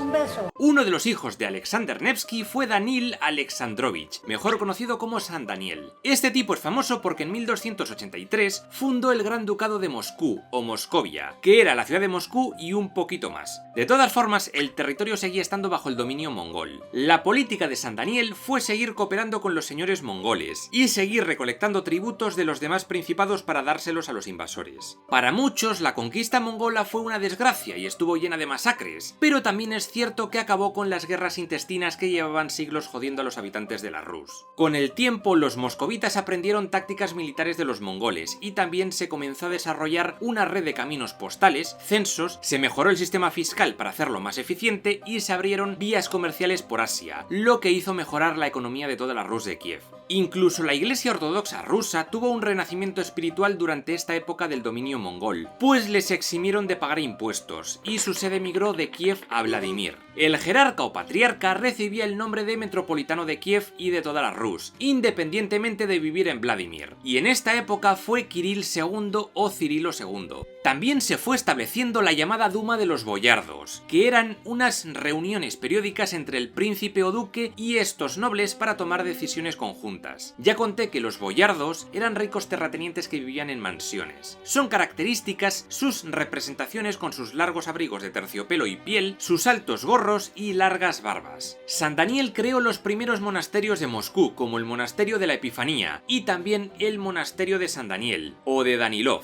Este sería su aspecto actual. De la época prácticamente no ha sobrevivido nada. Bueno, Daniel también creó una fortaleza dentro de Moscú, lo que viene siendo el famoso Kremlin, cuyo nombre significa eso, fortaleza dentro de la ciudad. Primero fue de madera, pero con el tiempo se haría de piedra. En este recinto interior construyó la primera iglesia del lugar, dedicada al mártir Demetrio. De todas formas, aunque Moscú experimentó un gran auge por la falta de competencia, hubo ciudades cercanas que se convirtieron en rivales, como Tver y Nizhny Novgorod, o Baja Novgorod, hoy conocida como Gorky. La ciudad de Suzdal también tenía su importancia en la zona de Vladimir, y también por todo el territorio los príncipes construyeron diferentes fortalezas. Destaca la de Ládoga, la primera fortificación construida de piedra en el norte de la Rus. También está la fortaleza de Kamenets, en la zona sur, con su particular torre roja, o la fortaleza de Mstislav, de forma redondeada. Más tarde se fueron construyendo otras impresionantes, como la ciudadela de Tustán, la más grande de toda Galitzia y construida en una montaña, o la fortaleza de Porkhov, que sirvió como punto fronterizo para el Principado de Novgorod. Otros que empezaron a experimentar un gran auge fueron los lituanos del Gran Ducado de Lituania, con capital en Vilna, cuyo duque Gediminas comenzó un periodo de expansión. Ya había conquistado Polotsk, y después cayeron Minsk y después Turopinsk, territorio que coincide con la actual Bielorrusia. Ojo, peligro. En el año 1303, el hijo mayor de San Daniel, Yuri Danilovich, fue nombrado Gran Duque de Moscú. Se casó con Konchaka, hermana del kan mongol Uzbek Khan, y con su ayuda luchó contra Mijaíl de Tver por el poder del Principado de Vladimir. Finalmente, en 1318, Yuri pudo hacerse con su control. El problema fue que su control duró poquito, pues Mijaíl le capturó a él y a su esposa. Yuri logró escapar y más tarde su esposa murió en extrañas circunstancias. Entonces Yuri fue a donde el Khan y le contó que Mijaíl la había asesinado, que tampoco se sabe si era verdad o no, pero el Khan, cabreado con la muerte de su hermana, ejecutó a Mijaíl. El hijo de este, Dimitri Ojos Terribles, asesinó a Yuri poco después en venganza, y después los mongoles ejecutaron al Dimitri este como castigo. No se muera, no se muevan, perdón. En el año 1325 llegó al trono de Moscú Iván I Kalitá, o Iván I de Moscú, otro hijo de San Daniel. En 1327, el duque de Vladimir, Alejandro II de Tver, se levantó contra los mongoles. Lo que no se esperaba era que Iván I de Moscú fuese contra él con ayuda de estos mongoles. Juntos le machacaron. Ya sin rival principesco, Iván I obtuvo el título de Gran Duque de Vladimir, que le daba derecho a recaudar tributos en todas las tierras rusas. Este puesto también le consiguió un trato más favorable con los kanes y mayor independencia. Incluso en Nóvgorod admitieron la soberanía nominal de Iván I, y este designó un virrey para controlar el lugar, aunque la ciudad-estado seguía eligiendo a su posádnik anualmente de entre su consejo de señores. Fue bajo el reinado de este Iván I cuando el Gran Ducado de Moscú empezó a despuntar y a vivir una época de gran auge, y ya se integró con el antiguo Principado de Vladimir. Y es que la amistad con los mongoles hizo que este territorio fuera poco víctima de sus correrías, y muchos eslavos se fueron trasladando a Moscú en busca de una vida más segura. Además, la ruta comercial entre Nóvgorod y el río Volga hizo que la ciudad destacara en el ámbito comercial. También Iván I se dedicó a cargarse a todos los ladrones y saqueadores de sus tierras. En resumen, que fue un periodo de bastante paz y prosperidad, y Moscú se hizo rica. Por cierto, el apodo de Kalitá de Iván I significa monedero, porque se dice que siempre daba una moneda a cualquiera que se lo pedía. Y es que a Iván I le salía el dinerito por las orejas, y entonces comenzó a comprar tierras alrededor de Moscú, y a anexarse ciudades enteras a base de talonario. Uglich, Belocero, Galich, aquí aparece el término Volods, como una división administrativa del territorio de este estado moscovita. Y también la sede de la Iglesia rusa ortodoxa se trasladó de Vladimir a Moscú por el metropolitano Pedro. En estos años vivió uno de los santos rusos más venerados, Sergio o Sergei de Radonés, quien fundó en 1337 el monasterio más importante del cristianismo ruso, el monasterio de la Trinidad Labra de San Sergio. Se construyó primero en madera y lo que se ve actualmente es muy posterior. El lugar se convirtió en el centro espiritual de la Iglesia Ortodoxa rusa e inspiró a muchos a vivir una vida monástica. Además, en el interior del recinto del Kremlin también se construyeron catedrales, como la Catedral de la Asunción de 1326 o la Catedral de San Miguel de 1333. Aparte, en el centro del Kremlin se levantó la Torre Campanario de San Iván de 1329. Obviamente de estas construcciones ya no queda nada, pero aquí podemos ver el aspecto que pudo haber tenido alrededor de 1340. El mayor éxito de Iván I fue convencer al Khan de que le sucediera a su hijo Simeón, tradición que se instalaría en Moscú con el visto bueno de la Horda de Oro. Así pues, en 1340, cuando Iván I murió, le sucedió su hijo Simeón el Soberbio. Este Simeón continuó con la política de su padre, paz, tranquilidad y sin meterse en guerras más allá de las necesarias. Por ejemplo, se peleó con la República de Nóvgorod porque les exigía los tributos de la zona de Torzhok, lo que acabó consiguiendo. También tuvo movida con los lituanos del Gran Duque Algirdas, y pidió la ayuda del Khan Yanibeg para luchar contra ellos. Sin embargo, este Algirdas logró una expansión de Lituania impresionante. Conquistó Volinia, Kiev, Chernigov, Smolensk. Para 1370, Lituania era uno de los estados más grandes de Europa, y también el último pagano. El reino de Polonia de Casimiro III el Grande también vivió una época de expansión. El problema es que en estos años, por 1346, llegó la peste negra al territorio ruso. Yanibeg es famoso por haber tirado con catapultas cadáveres con esta enfermedad sobre las murallas de Kaffa. Eso lo conté en el vídeo de la peste negra, y os lo dejo. El caso es que esta peste negra llegó a Moscú en 1353, y una de sus víctimas fue Simeón.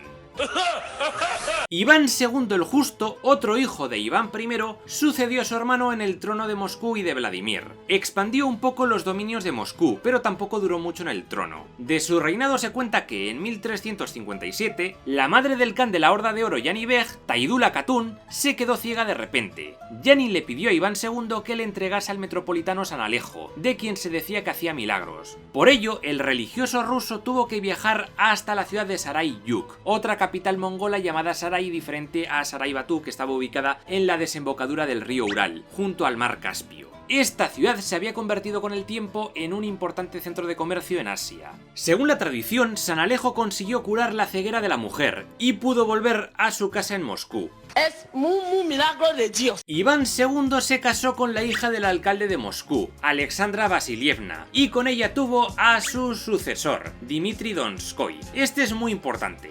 Llegó al poder de Moscú en 1359 y 3 años después pasó a reinar también Vladimir y gobernó durante 30 años. Cuando fue coronado tenía solo 9 añitos y su regente fue el metropolitano patriarca Alejo de Moscú, es decir, el de la historia de la ceguera. Cuando alcanzó la mayoría de edad, lo más célebre que hizo Dmitri fue reemplazar los muros de madera del Kremlin de Moscú por otros de piedra blanca. Allí se levantó un palacio que serviría de residencia para el duque de Moscú y su familia real. Gracias a esta nueva fortaleza, los moscovitas resistieron 2 asedios dirigidos por el pesado rey lituano Algirdas, y apoyando al Principado de Tver en un conflicto denominado la Guerra Lituano-Moscovita, que ocurrió entre 1368 y 1372. Este conflicto acabó con la victoria de Dmitri Donskoy en Lyubutsk y la firma de un tratado de paz, pero aún así Algirdas logró expandir Lituania una barbaridad. Y poco después, en 1385, tanto el Reino de Polonia como el Gran Ducado de Lituania se unieron en un único estado bajo la dinastía Jagellón, aunque cada territorio conservó sus instituciones propias. Su primer rey, Jogailos, se convirtió al cristianismo católico, aunque gran parte de la población eslava siguió siendo ortodoxa. En aquellos tiempos, la Horda de Oro se estaba yendo a pique debido a las constantes luchas intestinas. Dmitri Donskoy quiso aprovecharse de la situación y fue el primer príncipe de Moscú en desafiar abiertamente la autoridad mongola. Un general mongol llamado Mamai fue a por él, pero Dmitri le venció en la batalla del río Vodja en 1378. 2 años después tuvo lugar la famosa batalla de Kulikovo, ocurrida a orillas del río Don. Esta fue la primera gran victoria de los rusos contra los mongoles. No significó el fin de esta gente, pero fue el primer pasito para quitarse de encima su control. Por su gran victoria en esta batalla, a Dmitri le apodaron Donskoy, es decir, del Don. En esta batalla luchó Feodor Koska, un boyardo moscovita hijo de Andrei Kovila, considerado el antepasado más antiguo conocido de la dinastía Romanov.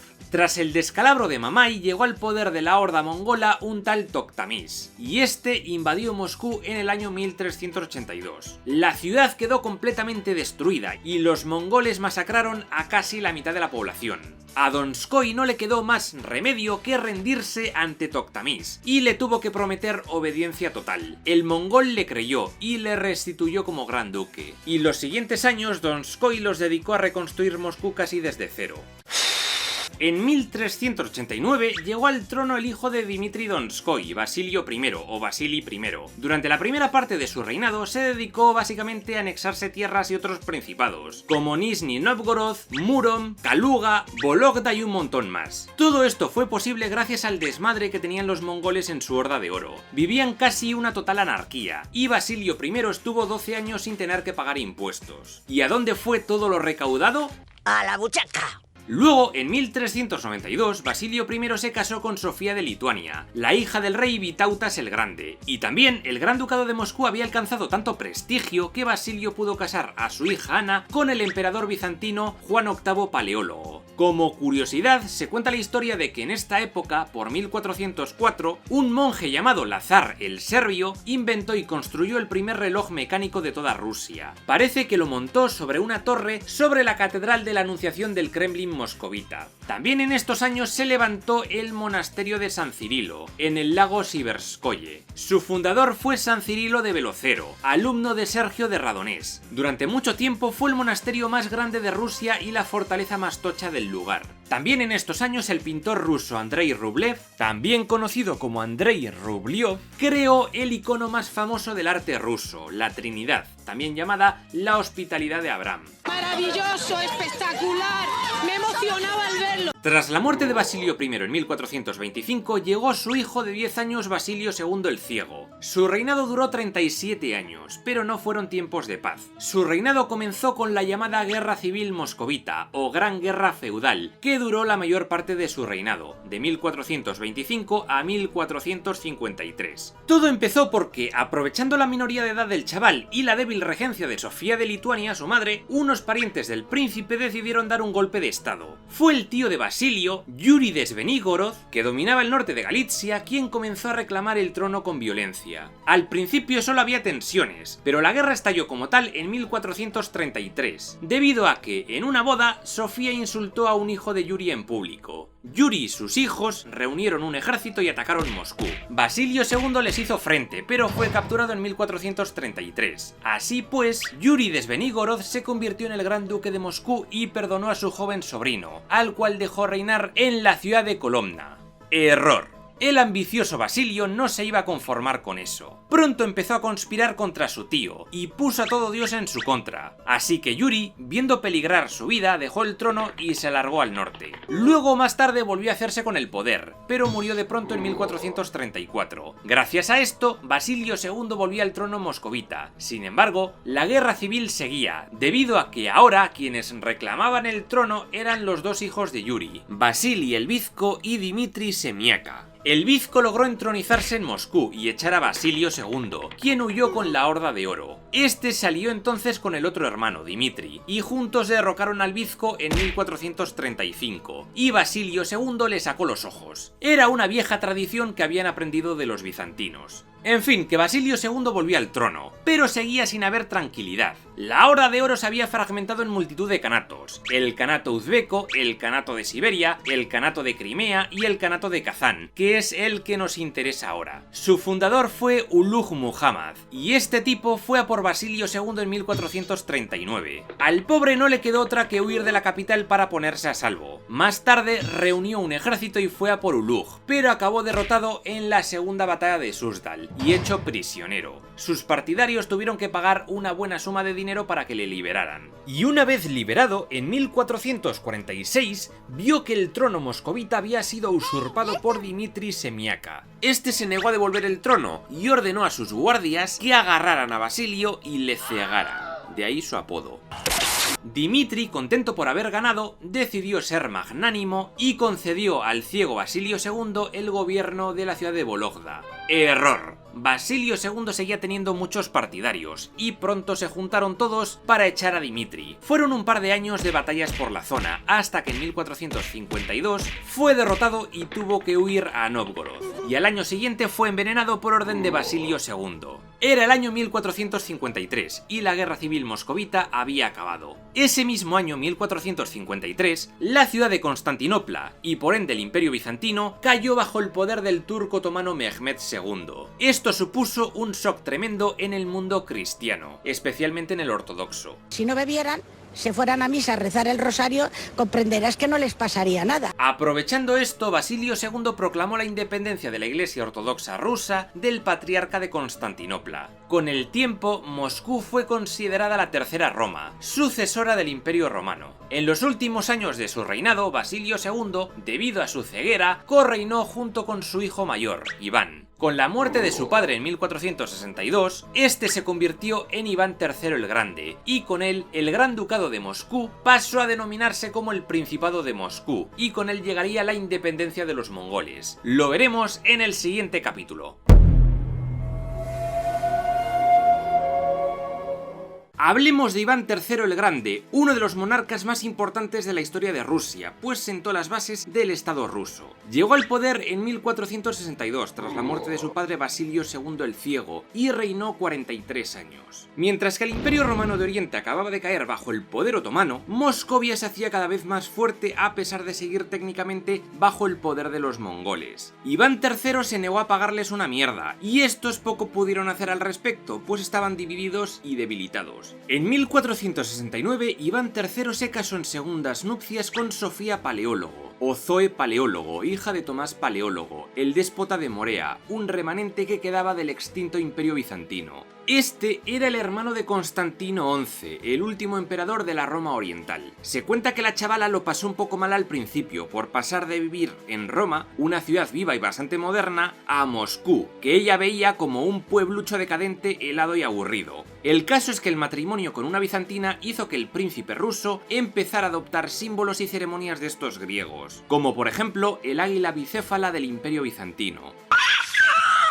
De hecho, Iván III consideraba Moscú como la tercera Roma y comenzó a utilizar el título de zar, aunque aún de forma no oficial, término que, como ya dije, venía de César. Y es que Iván III comenzó a transformar la política de su principado en una autocracia de poder centralizado, viéndose a sí mismo como un emperador al estilo bizantino. También en estos años empezó a usarse el término Rusia, derivado de Rus. Uno de los grandes logros de Iván III fue su gran expansión territorial, y es que, como ya digo, él se veía como el soberano de todas las antiguas tierras de la Rus de Kiev, y quería recuperarlas todas. Su primera presa fue el Principado de Yaroslavl, que fue absorbido en 1463 a través de un acuerdo con su príncipe. El siguiente objetivo fue la República de Nóvgorod, que estaba bajo la protección de Casimiro IV, rey de Polonia y gran príncipe de Lituania. Esta amistad entre ortodoxos y católicos no molaba nada a los moscovitas, que lo veían como una apostasía o renuncia a su religión. La guerra contra Nóvgorod comenzó en 1470 e Iván III tuvo dos victorias importantes al año siguiente, una en la batalla del río Selón y otra en la batalla del río Dvina. Esto fue suficiente para que los novgorodianos se rindieran, abandonaran a los polaco-lituanos y pagaran una buena indemnización de guerra.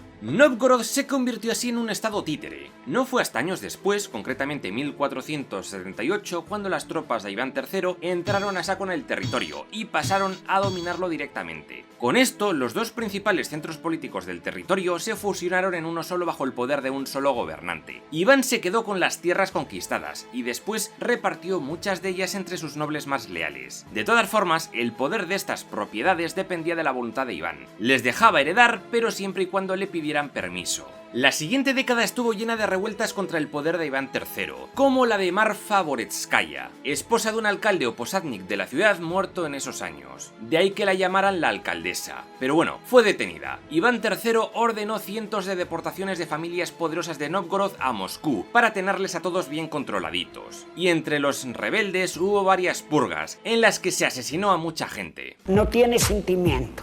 Otros principados también acabaron integrándose en el Gran Principado de Moscú. Rostov fue comprada en 1474, Tver cayó en 1485, pasando su gobierno a manos del hijo de Iván III, Iván el Joven. Y finalmente Viatka fue comprada en 1489. Incluso su hermano Yuri murió sin hijos en 1472 e Iván III se quedó con todas sus tierras. Fijaos qué acaparador era el tío. Mientras tanto, los mongoles dirigidos por el gran Khan Ahmed Khan organizó una campaña militar contra Moscovia en 1480. Ambos bandos se encontraron en riberas opuestas del río Ugra y se miraron frente a frente.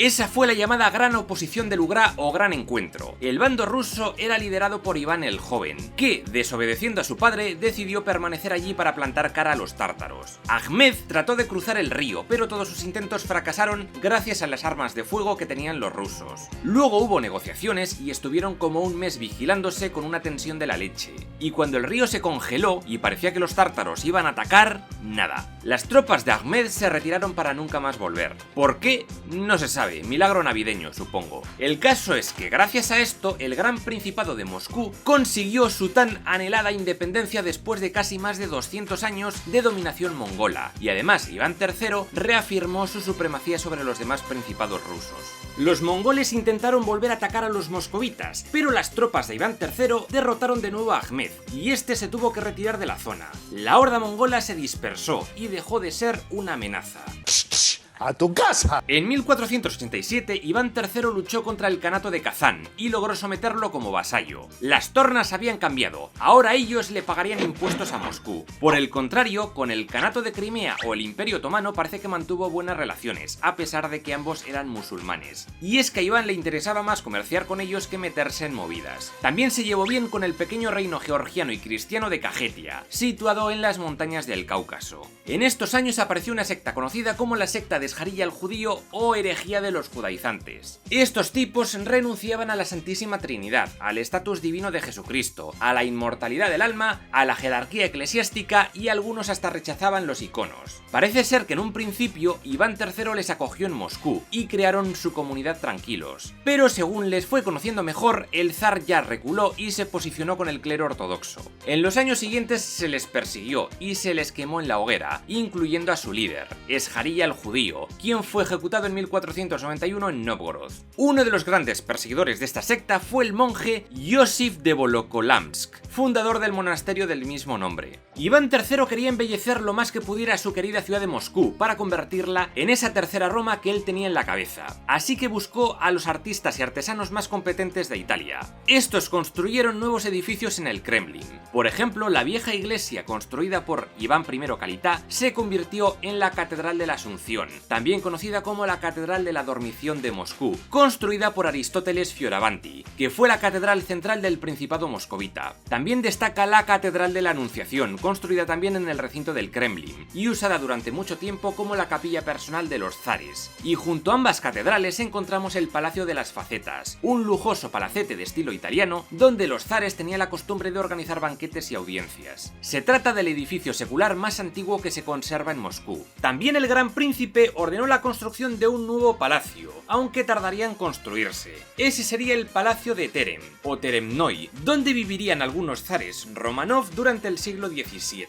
Otra construcción importante es la torre campanario de Iván III el Grande, o la iglesia de los 12 apóstoles de Moscú y las cámaras patriarcales, que sería la residencia de algunos patriarcas rusos. Aparte, estos arquitectos italianos reforzaron las murallas de este Kremlin, le dieron el color rojizo que tiene actualmente y levantaron 20 torres. También crearon la primera fundición de cañones de toda Rusia, y así se inició la producción propia de este tipo de armas que se estaban poniendo muy de moda. En 1491, un hermano de Iván III, Andrei, se negó a ayudar al Kanato de Crimea contra la Horda de Oro y fue arrestado y murió en prisión 2 años después. Iván III aprovechó y se quedó con sus tierras. En 1494 murió su último hermano, Boris, pero este logró ceder sus tierras a sus 2 hijos, Iván y Fedor. De todas formas, Iván III lograría, mucho más tarde, apoderarse de la tierra de ambos. En esta época también murió Iván el Joven, el hijo de Iván III con su anterior esposa. Él era el heredero, pero enfermó y murió de repente. Dicen que fue Sofía Paleólogo la que ordenó que le envenenaran para colocar en el trono a su hijo Basilio. Luego parece que conspiró con unos boyardos para cargarse al hijo de Iván el Joven con Helena de Moldavia, Dimitri. Pero Iván III les hizo pillote a todos y castigó a Sofía y Basilio arrestándoles. Sin embargo, no se sabe por qué, pero un año después, Iván III cambió de opinión y Basilio se convirtió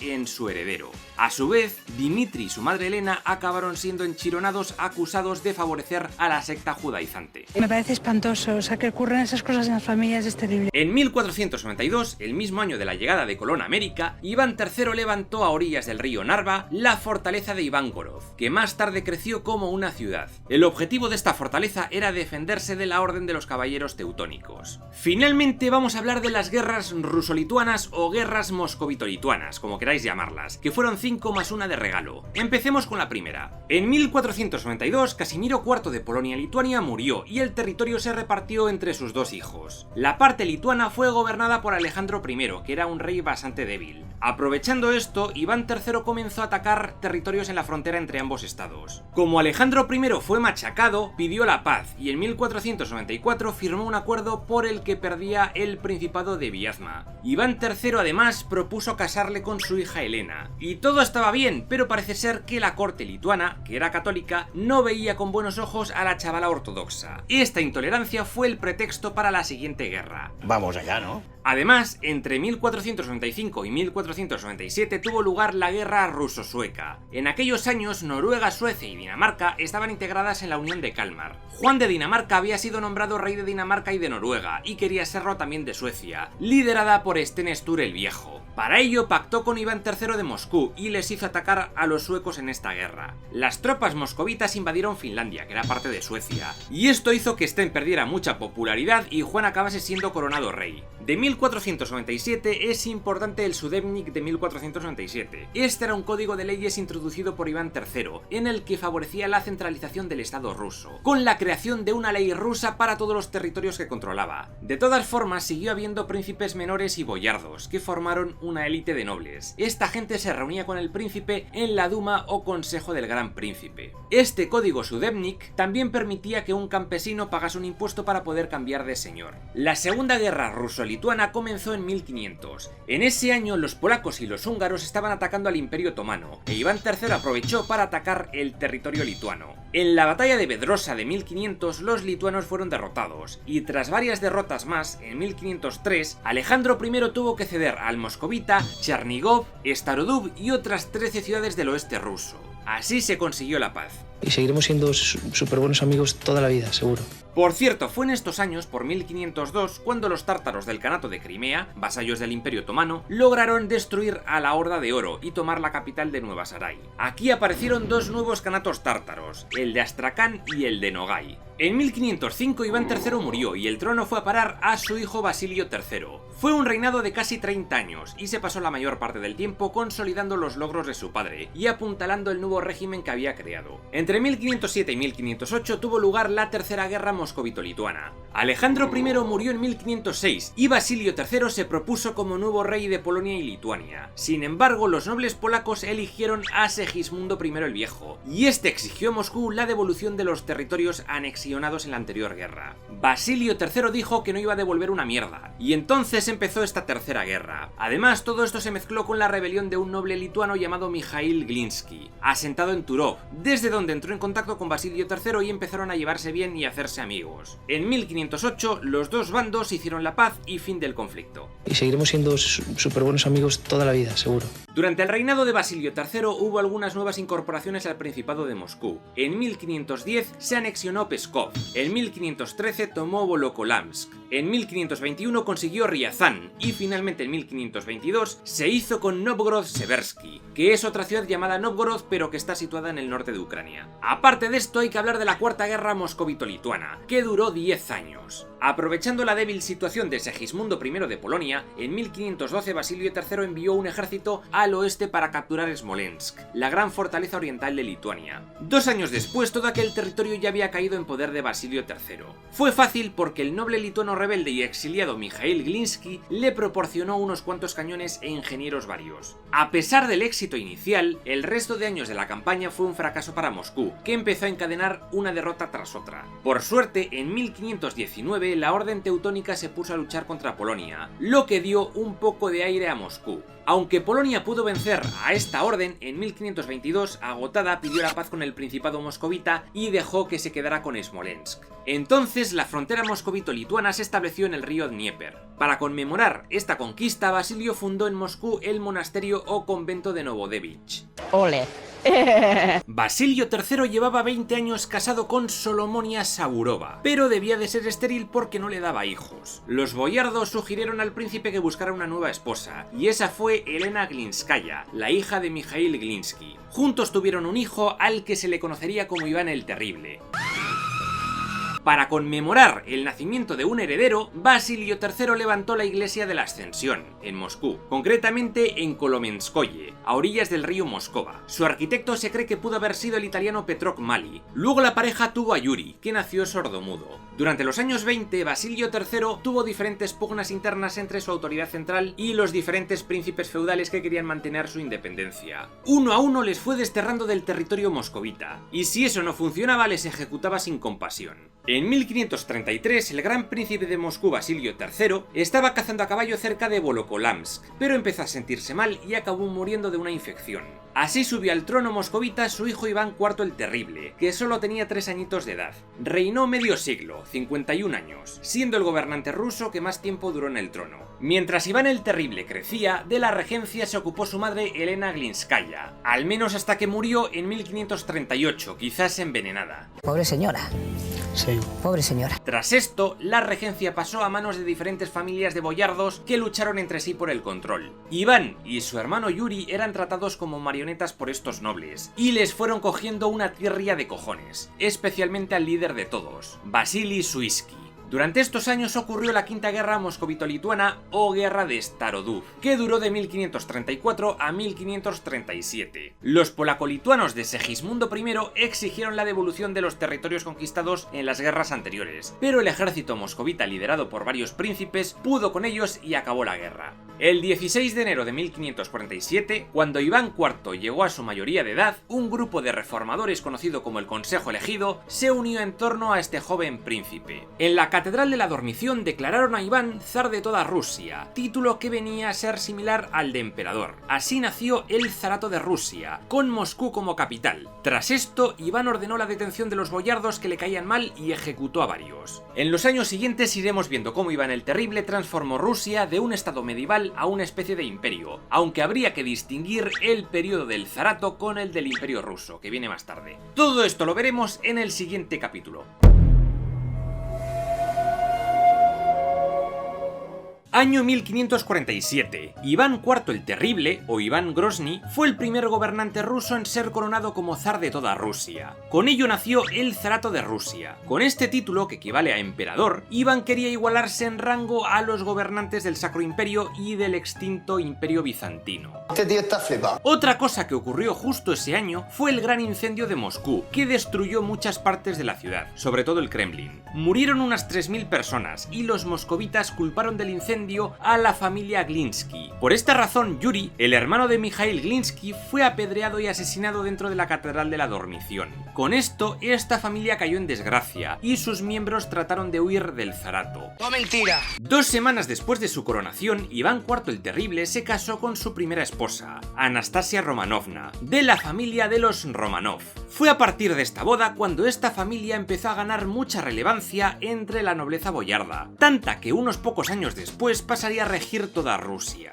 La primera etapa del reinado del zar Iván el Terrible fue pacífica y estuvo llena de reformas, y aquí tuvo la ayuda del arcipreste Silvestre, la del metropolitano Macario y la de su secretario y mano derecha Alexei Adasev. En lo que es la política se estableció el Zemsky Sobor, o Asamblea de la Tierra, el primer parlamento ruso de estados feudales. Participaban el zar, por supuesto, la nobleza y los boyardos de la Duma, el patriarca y el alto clero, y también podían asistir representantes de los comerciantes y habitantes de las ciudades. Esta primera asamblea tuvo lugar en 1549 y se usó mucho para crear nuevas leyes o tratar temas controvertidos. En 1550 Iván creó un nuevo Sudebnik, o código de leyes para toda Rusia. Con el concilio de los 100 capítulos unificó los rituales de la Iglesia Ortodoxa rusa y creó nuevos reglamentos eclesiásticos. También fundó un ejército permanente, cuyas tropas eran las Streltsy. Portaban un arcabuz y un bardiche, que es como un hacha. También destacan los Gulai Goroz,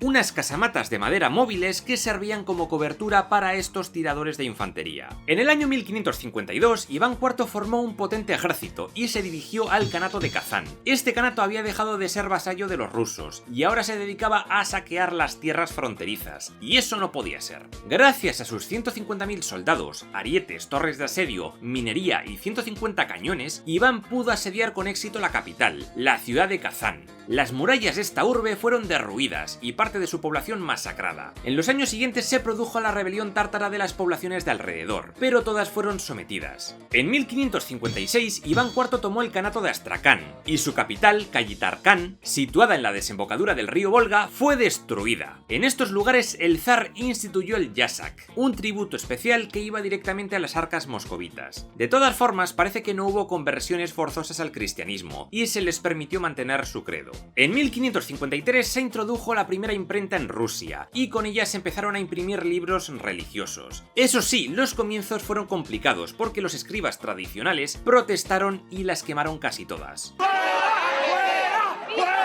También en esos años, Iván enfermó y casi se muere. Mientras luchaba por su vida, se sintió traicionado por sus consejeros, pues en caso de que muriera, preferían nombrar zar a su primo Vladimir de Staritsa, antes que al hijo de 6 meses de Iván, Dmitri. Cuando Iván se recuperó, ya no se fiaba de nadie, y podríamos decir que aquí comenzó su descenso a la locura, sobre todo con la muerte del pequeño Dmitri, que se ahogó cuando el bote en el que Iván volcó. Horrible, de pena, de llorar. A Iván el Terrible le debemos la iglesia más famosa de toda Rusia, la Catedral de San Basilio, situada al lado del Kremlin, en lo que ahora es la Plaza Roja. Lo que más destaca de ella son sus cúpulas de colores en forma de bulbo. Esta iglesia comenzó su construcción en 1555, como conmemoración a la toma de Kazán, y allí reposan los restos del santo San Basilio el Bendito, fallecido 2 años antes después del inicio de la construcción. Este era un tipo que iba desnudo por la calle, pero se decía de él que podía profetizar el futuro y hacer milagros. El mismo arquitecto, Postnik Yakovlev,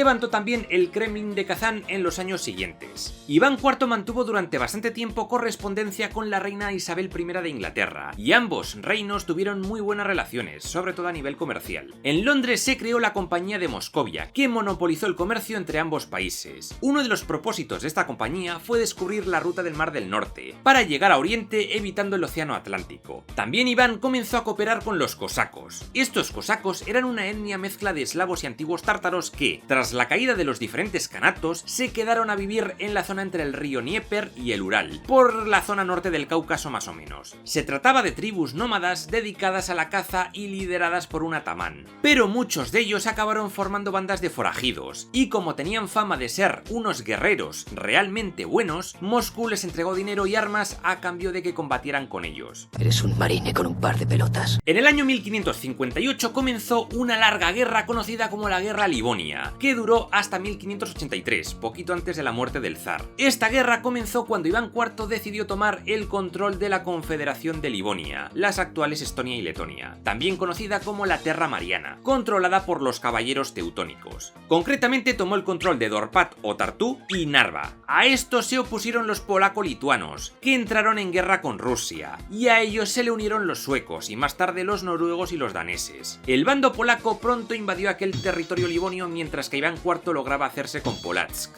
Ahora llegamos a los años 60 del siglo XVI. Fue una época terrible para Rusia, pues a la guerra se le unieron una gran sequía, una hambruna, un bloqueo comercial de la Liga de Hansa y los suecos y, para rematar, nuevas invasiones tártaras. Y la cosa fue peor, porque en 1560 murió Anastasia Romanovna, y aquello afectó profundamente al zar. Se cree que lo pasó tan mal que su salud mental se resintió la hostia, y que poco a poco Iván IV se iría volviendo cada vez más puto loco, hasta ser conocido como Iván el Terrible. Años después, Iván se casó con María Tenryukovna, y tras esta tuvo como 6 esposas más. No le duraban mucho. Para el colmo, uno de sus asesores, el príncipe Andrei Kurbsky, desertó al bando lituano y empezó a devastar regiones rusas. Se dice que esta traición volvió a Iván el Terrible un paranoico, y empezó a sospechar de todo el mundo. Veía traidores en todas partes. Por ello, comenzó a cargarse a los boyardos que le caían peor. Cuidado con este que está loco. En 1564, Iván el Terrible abandonó el palacio por miedo a ser traicionado y se alargó a una ciudad cercana llamada Alexandrov, que se convertiría en la capital del zarato durante los siguientes 16 años. Una vez allí, Iván anunció por carta que abdicaba porque los boyardos le ponían pegas todo el rato para gobernar con justicia. El pueblo llano se acojonó. ¿Cómo iban a estar protegidos sin un señor que les gobernara? Por ello, empezaron a exigir que volviese. Los boyardos, presionados, acabaron uniéndose también a esta petición. Iván dijo que solo volvería a cambio de una cosa: el poder absoluto. conflicto. Esto se tradujo en una cosa llamada Oprichnina, que duró de 1565 a 1572 y significa separar. Básicamente Rusia quedó dividida en dos. Por un lado estuvo la Oprichnina en el noreste, que sería un territorio donde el poder absoluto sería para Iván IV, tanto la administración como los ingresos. Los boyardos de la zona fueron deportados a Kazán. El resto del país, la Zemshchina, se la dejó a los boyardos y a su duma. Ellos se administraron mediante el Mesnichetstvo o algo así, un sistema por el cual los boyardos con orígenes más antiguos podían reclamar un mayor cargo en el estado e ir escalando puestos según otros morían. Durante los 7 años que duró este régimen, Iván el Terrible persiguió fieramente a sus adversarios políticos. Aquí Iván I creó a los Oprichniki, una tropa de élite que le mantendrían una obediencia ciega. Vestían de negro y tenían como insignia una escoba y un cráneo de perro, pues su misión era olfatear y barrer a los traidores y enemigos del zar.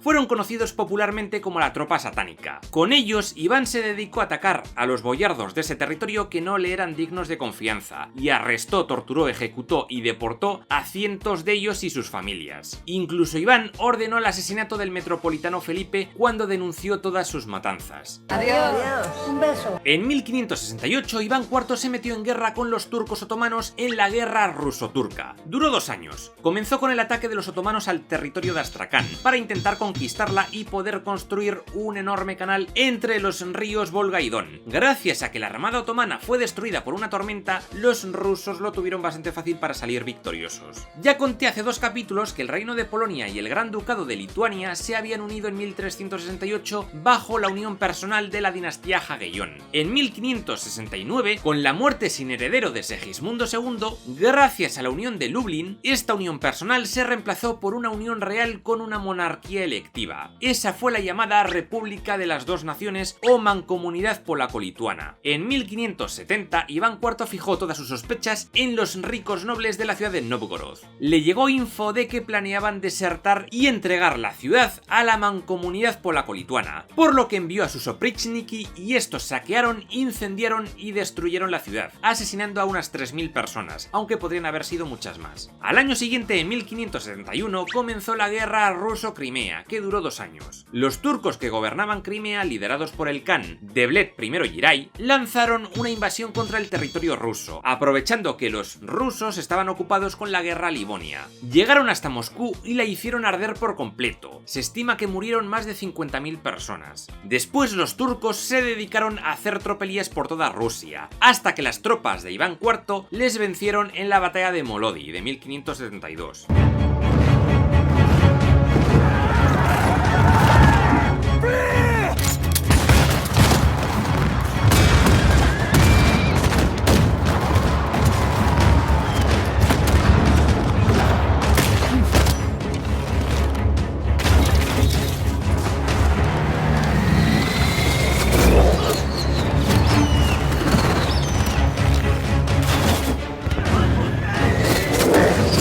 A pesar de la victoria, sus tropas de élite Oprichnik habían acabado casi todas muertas, por lo que ese mismo año Iván abolió la Oprichnina. Dicen que porque el zar ya no se fiaba de los Oprichniki que quedaban. Con esto las tierras fueron devueltas a sus antiguos dueños, si es que seguían vivos, claro.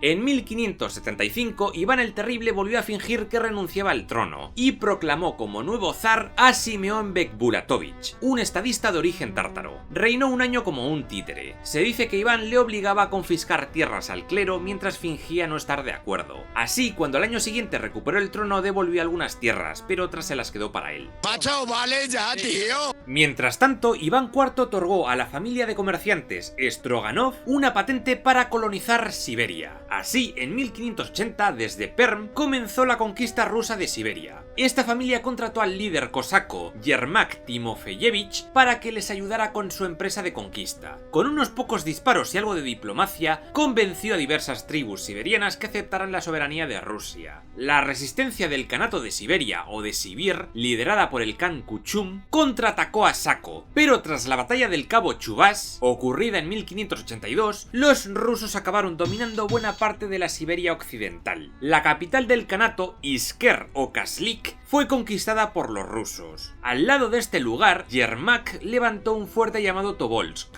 Con esto Rusia se expandió más allá de los montes Urales y comenzó a conquistar y colonizar el norte de Asia. Esto se hizo a través de fuertes comerciales llamados ostrogs, que luego se convertirían en las futuras ciudades siberianas. Allí llegarían pieles y minerales de la zona con los que comerciar. Por otro lado, Kuchum comenzó una lucha de resistencia, que si bien no logró nada, sí que pudo vengarse de Yermak, pues mató a la mayoría de sus soldados. Yermak logró huir herido, pero acabó ahogándose en un río. A todo esto, la guerra Livonia continuaba. En 1582, Rusia y la Polonia de Esteban Báthory firmaron la paz de Yam-Sapolsky, donde Rusia se rendía y renunciaba a las demandas sobre Livonia. Al año siguiente llegó la paz con Suecia, donde Rusia perdió más territorios. Por fin había acabado esta guerra, que solo causó la ruina de la economía rusa y sentó las bases para un periodo de crisis que veremos luego. En los últimos años de vida del zar Iván el Terrible, parece que se le empezó a ir mucho la olla, más de lo habitual. Se cuenta que en un ataque de ira, golpeó a su nuera embarazada por usar ropa indecente, y aquello le causó un aborto. Su hijo Iván, el heredero o zarevich y marido de esta muchacha, se enfadó mazo con su padre y ambos discutieron. Iván el Terrible, cabreado, golpeó a su hijo en la cabeza con un bastón y lo dejó muñeco. Me parece espantoso, o sea, que ocurren esas cosas en las familias es terrible. Tras haber matado a su hijo, Iván volvió a instalar su capital en Moscú. Dicen que se arrepintió de ello toda la vida. Luego se dedicó a seguir purgando a súbditos que le caían mal. Tuvo sífilis y los médicos le recetaron tomar pequeñas dosis de mercurio, algo que acabaría afectando a su salud. En fin, que con estas muertes el único que podía heredar el trono era su hijo menor, Feodor o Teodoro, que era un tipo muy incompetente, de mala salud y poco carácter. Llegó al trono tras la muerte de su padre en 1584, a quien le dio un derrame cerebral mientras jugaba al ajedrez con su consejero Bogdan Belsky. Ahora hablemos del zar Teodoro I. A Teodoro, o Feodor, no le interesaba en absoluto la política, y la administración la dejó a cargo del ministro Boris Godunov, su cuñado, pues era hermano de su esposa Irina. Se cuenta de Teodoro que era un tipo bondadoso y sencillo, que le gustaba mucho rezar y visitar iglesias para tocar sus campanas. Teodoro heredó una Rusia devastada por la derrota en la guerra Livonia. Las cosas se complicaron aún más cuando muchos boyardos exiliados volvieron a Rusia tras la muerte del Terrible, y comenzaron a disputarse sus poderes perdidos. Boris Godunov no perdió el tiempo y los marginó todo lo que pudo hasta obligarles, en muchos casos, a exiliarse de nuevo. Algo importante pasó en 1589, y es que el metropolitano de Moscú fue elevado a patriarca. Esto significó el punto culminante de la independencia de la Iglesia Ortodoxa rusa. También hubo una guerra de 5 años con Suecia, en la cual Rusia logró reconquistar los territorios fronterizos del Ducado de Estonia perdidos en la guerra Livonia. Otra cosa no tan buena de esta época es que instituyó la servidumbre del campesinado, debido a sus continuas fugas. La gran mayoría de los campesinos del noroeste y centro de Rusia perdieron su libertad y pasaron a estar sometidos por los boyardos terratenientes y por el clero. Parece que fue una medida temporal que acabó perpetuándose durante varios siglos. Nos está engañando, que no nos engañe, que nos diga la verdad. En 1591, Dimitri, el medio hermano pequeño de Teodoro, se apuñaló accidentalmente con una espada de juguete. Dicen que en realidad fue asesinado porque como Teodoro e Irina no conseguían tener hijos, querían impedir que este Dimitri reclamara el puesto. Acordaos de esto que va a ser importante. En 1592, Irina quedó embarazada y los zares tuvieron una hija, pero murió a los 2 años. Una putada. Al final, Teodoro I murió en el año 1598, sin hijos, y eso provocó el fin de la dinastía rúrica, que había estado en el poder de aquel territorio desde los tiempos de Rurik, allá por el siglo IX. No me lo creo.